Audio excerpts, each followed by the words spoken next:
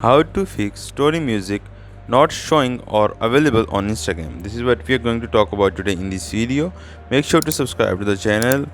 This helps a lot. So without any further ado, let's move into the video.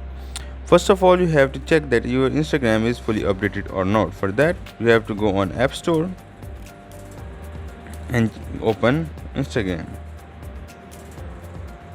As you see, if the option is open, then it is fully updated. Then you have to go back into the Instagram app, open Instagram app, and then go down to the profile option.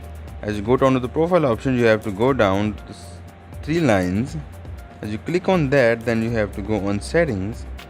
As you go on settings, then you have to go on account, and then you have to scroll down to switch account type.